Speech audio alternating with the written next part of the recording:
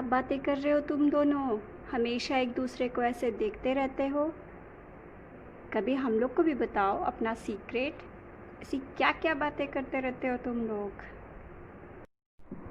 आपने कभी ऐसा किया है, मतलब आपके घर में कुछ सामान है और आप उस मतलब वो नॉन लिविंग थिंग्स है, बट आप उससे ऐसे बात कर रहे हो जैसे कि वो लिविंग थिंग है, आपको सुन रहा है, आपको समझ रहा है। इसे पागलपंती ही कहते हैं, आई नो, बट कभी कभी ऐसी पागलपंती करनी चाहिए, मज़ा आता है। तो अभी टाइम हो रहा है 8:30 का। आरव अपनी क्लास कर रहा है और अभी मेरी कोई क्लास नहीं है। मेरी क्लास होगी 10:30 बजे से। तो मैं नहा धोकर रेडी हूँ। बस जब क्लास लेने जाऊँगी तो थोड़ा सा और रेडी हो जाऊँगी ठीक से। बाकी अभी मैं जा रही हूँ अपना ब्रेकफास्ट और लंच रेडी करने के लिए। ब्रेकफास्ट और लंच आज मैं जल्दी मतलब एक साथ ही रेडी कर लूँगी, क्योंकि जो मेरे लंच की रेसिपी है उसी से रिलेटेड मेरे ब्रेकफास्ट की भी रेसिपी है। तो एक ही उसमें मेरी दो दो चीज़ों की तैयारी हो जाएगी। चलिए फटाक से मेरा ब्रेकफास्ट और लंच का एक प्रिपरेशन आप देख लीजिए कि मैं आज क्या बनाने वाली हूँ। उसके बाद मैं आपसे फिर मिलती हूँ। तो मैं बना रही हूँ अभी पकौड़ी। ये प्याज वाली नॉर्मल जो पकौड़ियाँ होती हैं वो बना रही हूँ। एक्चुअली इसका जो बैटर मैंने रेडी किया तो उसका वीडियो मैं बनाना भूल गई, इसलिए आपके साथ शेयर नहीं कर रही हूँ। बट ये नॉर्मल बेसन मैंने लिया था, उसमें नमक डाल करके मैं उसे बहुत देर तक फेंटती रही थी, बहुत देर तक उसको मिलाती रही थी। उससे क्या होता है ना, जितना ज़्यादा आप फेंटोगे वो उतना ही अच्छी फिर आपकी जो पकौड़ी है वो सॉफ्ट और क्रंची बनती है। उसमें आपको सूजी या फिर चावल का आटा या फिर सोडा वगैरह ऐड करने की कोई ज़रूरत नहीं पड़ती है। तो ये जो पकौड़ियाँ हैं मेरी बहुत अच्छी क्रंची बनी थी और अंदर से एकदम सॉफ्ट थी। तो ये मैं ब्रेकफास्ट के लिए रेडी कर रही हूँ। और इसके बाद ये मैं और बेसन घोल रही हूँ, क्योंकि इससे मैं जो पकौड़ी बनाऊँगी वो मेरी कढ़ी में जाएंगी। तो आज मेरा जो लंच है वो है कढ़ी चावल का है। तो कढ़ी मैं आज यूपी स्टाइल कढ़ी बना रही हूँ, मतलब मेरे घर में जैसे बनती थी, मेरी दादी मेरी मम्मी जैसे बनाती थी वैसे। तो उसके लिए मैंने बेसन में नमक डाला है और बस उसको घोल लिया है, अच्छे से फेंट लिया है। और अब मैं ऐसी छोटी छोटी सी पकौड़ियाँ बना लूँगी। हमारे घर में ऐसी ही पकौड़ियाँ जाती थी, बट अगर आप चाहें तो वो जो प्याज वाली पकौड़ी होती है ना, वो भी आप उस कढ़ी में डाल सकते हैं। वो भी बहुत अच्छा टेस्ट करती हैं। कुछ शायद मारवाड़ी जो लोग होते हैं ना, वो लोग शायद उस टाइप की पकौड़ी वगैरह यूज़ करते हैं, या राजस्थान साइड में वो प्याज वाली पकौड़ी डाली जाती है कढ़ी में, वो भी बहुत अच्छी टेस्ट में लगती हैं। पर आज मैं क्योंकि अपने घर जैसी बना रही हूँ मेरी, तो इसीलिए मैं वैसी ही पकौड़ी छोटी छोटी बना करके आज कढ़ी में डालने वाली हूँ। तो हमारे घर में जो कढ़ी बनती है, वैसे तो कढ़ी हर जगह का अलग टेस्ट है, एक अलग फ्लेवर है।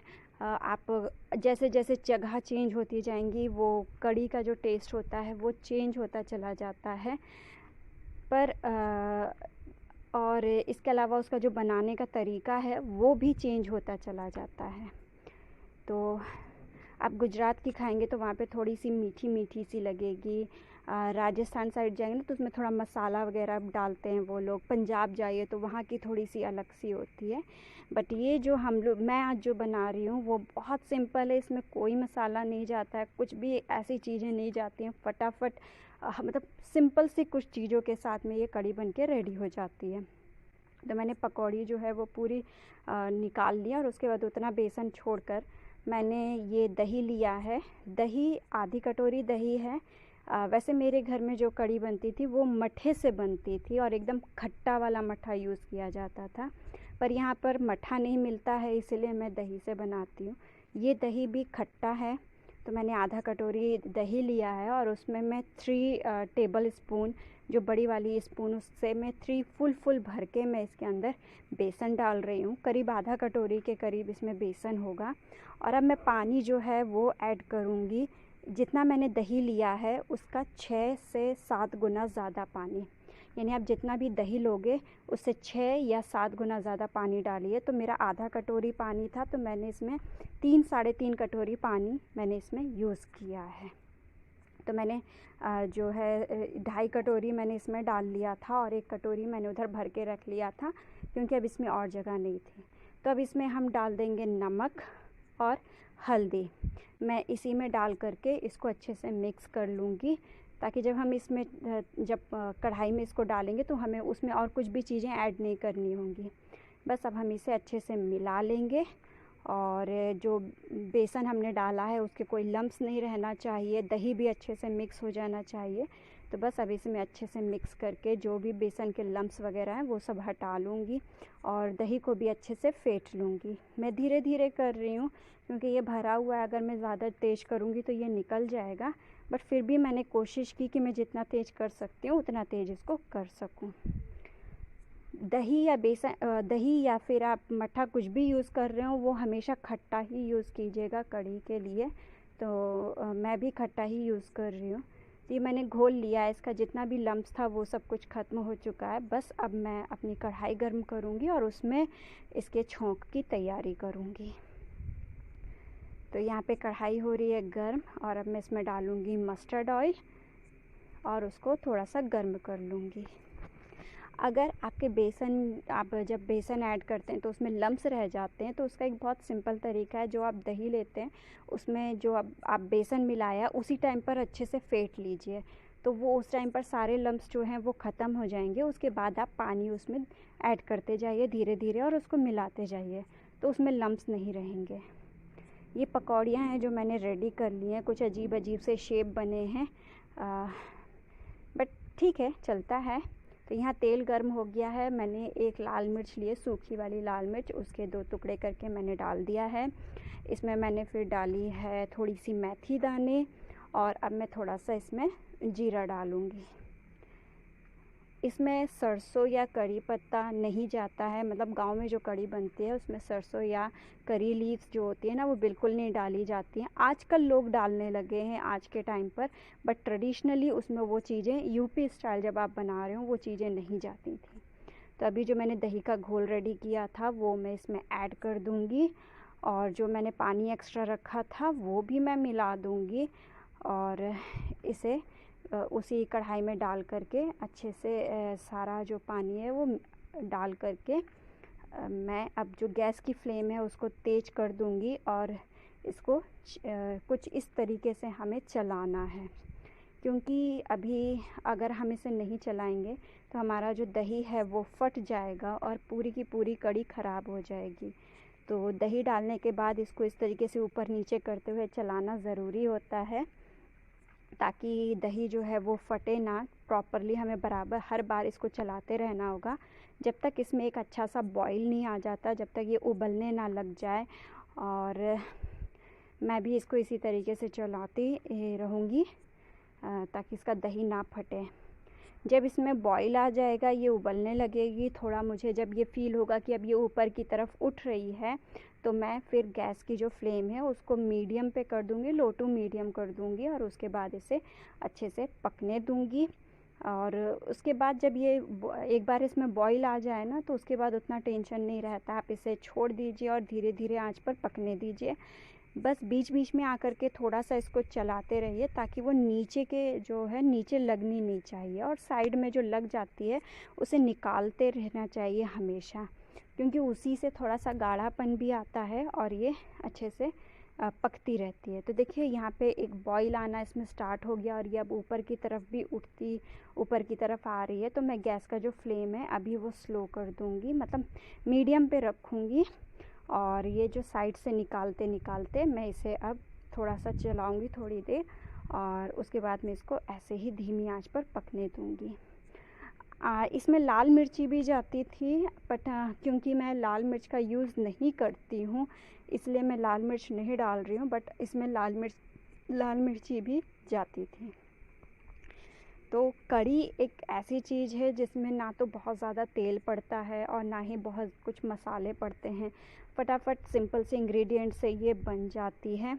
बस आपका जो दही है या मट्ठा है जो भी आप यूज़ कर रहे हैं वो खट्टा होना चाहिए, तब इसका टेस्ट बहुत अच्छा आता है। तो जो गांव में ये चूल्हे पे बनती थी ना तो बगल में एक अच्छा बड़ा सा एक कटोरी टाइप की ले लिया जाता था कि अगर ये बाई चांस ऊपर की तरफ उफनती आए ना तो उसको थोड़ा सा अगर निकाल लें कटोरी में और फिर जब ये नीचे बैठ जाए आराम से तो वापस से उस कटोरी का जो कड़ी हमने निकाली थी वापस से उसको मिला दिया जाता था। तो ये कुछ टिप्स एंड ट्रिक्स थी जो हम अपनी मम्मी लोगों को, जब वो लोग कुक करती थी तो हम लोग देखते रहते थे। तो वो जो टिप्स एंड ट्रिक्स होती हैं वो हमें उस टाइम तो लगता है अरे क्या ये फालतू की चीज़ें हैं, बट जब हम खुद कुकिंग करते हैं तो हमें समझ में आती है कि नहीं, ये फालतू की चीज़ें नहीं हैं, ये बहुत इम्पॉर्टेंट चीज़ें हैं। और हम मतलब दादी जो थी वो बोलती थी कि हमेशा कढ़ी को ना धीमी आंच पर छोड़ दिया जाए, उसे पकने दिया जाए। वो जितना ज़्यादा धीमी आंच पर पकेगी, बॉईल होती रहेगी, उसका टेस्ट उतना ही बढ़ता चला जाता है।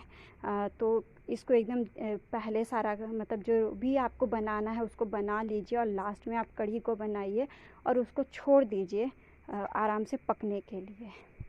तो इस पे बॉईल आ गया है, अब मैं इसे छोड़ दूँगी थोड़ी देर अच्छे से बॉईल होने के लिए।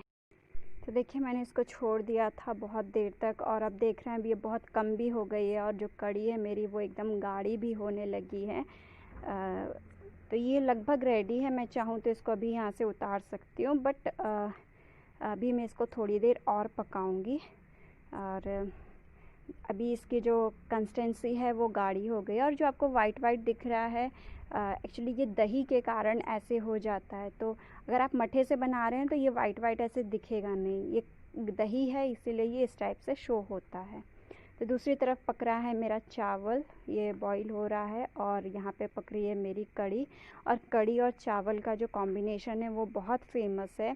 बट हमारे घर में हमारे गांव में कढ़ी रोटी के साथ खाई जाती थी, क्योंकि हम लोग चावल बहुत कम खाते थे। लाइक वीक में एक बार या फिर लाइक महीने में 2 बार, इस टाइप से हम लोग चावल खाते थे, वो भी थोड़ा सा ही। लाइक पहले रोटी खा ली, उसके साथ में चावल ले लिया, बट डेली हमारा चावल नहीं होता था। तो हम लोग कढ़ी के साथ में रोटी खाना ही पसंद करते थे। तो मेरी कढ़ी है रेडी, मैंने पकौड़ी उसके अंदर डाल दी है और अब मैं इसको इसे छोड़ दूंगी ताकि जो पकौड़ियाँ हैं वो उनके अंदर वो अच्छे से थोड़ा कढ़ी को एब्जॉर्ब कर लें अपने अंदर और एकदम सॉफ्ट हो जाएं। तो जब भी आप खाने वाले हैं उसके पहले गरम कढ़ी में ये पकौड़ी डाल दीजिए और 10 मिनट इसको ऐसे ही छोड़ दीजिए। मेरा चावल भी लगभग पक के रेडी है। ऐसे रस्सी से चलता है। देखिए तुम्हारा गाड़ी, पीछे बूस्टर रहती है। ये क्या है? ये पीछे बूस्टर है। ये बूस्टर है। हाँ। और ये खिड़की है। हाँ। विंडो है। हाँ। और ये दरवाजा और ये इमरजेंसी दरवाजा, इमरजेंसी गेट है। हाँ। और ये लाइट लगा दूंगा। और ये क्या है? ये एक खिड़की है जो ऐसे ओपन होता है। यहाँ अगर ये दोनों लॉक हो जाएंगे तो यहाँ से कूद जा सकते हैं। अच्छा, और ये ऊपर छत कहाँ है इसकी? ये ओपन छत वाला है। ये छत ना नहीं है इसका, ऐसे ही चलता है, इसको छत की जरूरत नहीं है। अच्छा, बढ़िया गाड़ी है। ये कितना तेज धूप है बाहर में आज। घर के चक्के से ही बना है।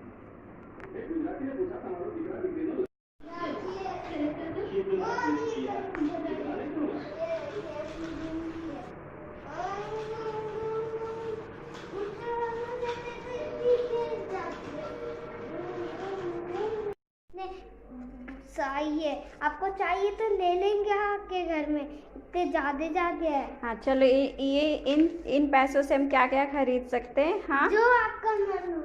अच्छा देख लीजिए, अब हम लोग को ना कमाने की ज़रूरत नहीं है, यहाँ से बस लो और जो खरीदना है, जो शॉपिंग करनी है कर लो। ये देखिए। ठीक है। हाँ, ये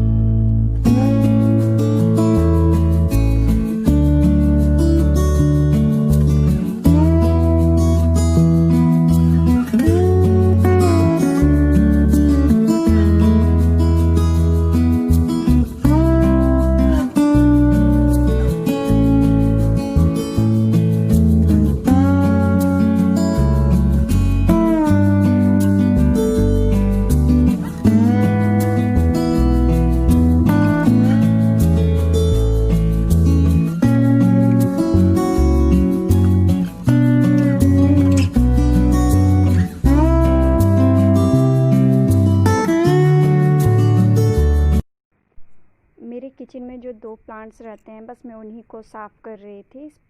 इसको भी बीच बीच में मैं इस तरीके से साफ़ करती रहती हूँ जब भी टाइम मिलता है। तो ये था आज का एक छोटा सा ब्लॉग। इसके आगे कंटिन्यू है, बट वो मैं आगे फिर कंटिन्यू करूँगी दूसरे नेक्स्ट ब्लॉग में।